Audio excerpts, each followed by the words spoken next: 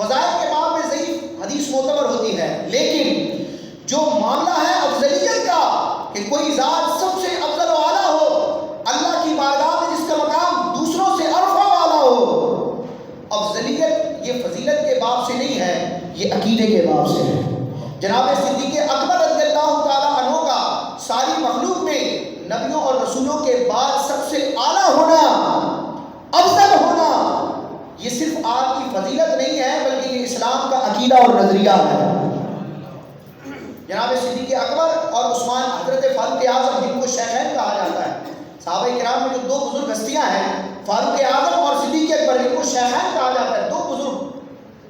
اعلیٰ حضرت فرماتے ہیں کہ تفضیل شیخین کا عقیدہ ہے کہ ساری مخلوق میں سارے نبیوں اور رسولوں کے بعد سب سے افضل صدیق اکبر اور دوسرے نمبر پر فاروق اعظم۔ اس عقیدے کو کہا جاتا ہے تفضیل شیخین کا عقیدہ۔ اعلیٰ حضرت فرماتے ہیں تفضیل شیخین کا جو عقیدہ ہے جناب صدیق اکبر اور فاروق اعظم کے سب سے افضل ہونے کا نبی اور رسولوں کے بعد، فرمایا کہ اتنا نکھرا ہوا، اتنا مضبوط عقیدہ ہے کہ اگر بالفرض کوئی حدیث صحیح بھی اس کے مقابلے میں آ جائے، سند کے اعتبار سے جو حدیث صحیح ہے، اگر وہ بھی صدیق اکبر اور فاروق اعظم کی افضلیت کے عقیدے کے برخلاف آ جائے تو وہ واجب التعویل ہے، یعنی اس میں تعویل کی جائے گی اور اس کو عقیدے کے مطابق ہی اس کی تشریح کی جائے گی۔ اور فرماتے بفرض باطل، اگر سپوز کر لیا جائے کہ کوئی صحیح حدیث آئی جو اس عقیدے سے متصادم ہے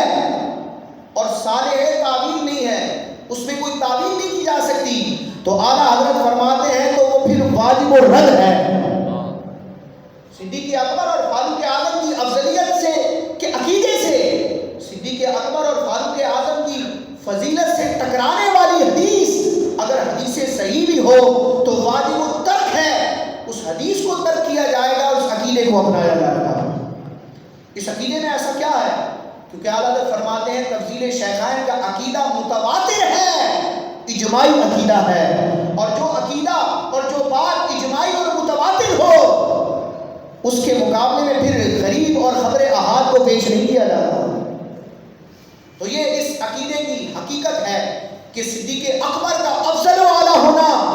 یہ اجماعی عقیدہ ہے، یہ متواتر عقیدہ ہے، جس کی تائید قرآن مجید کی آیات سے بھی ہوتی ہے، پیارے مصطفیٰ علیہ السلام کے ارشادات سے بھی ہوتی ہے۔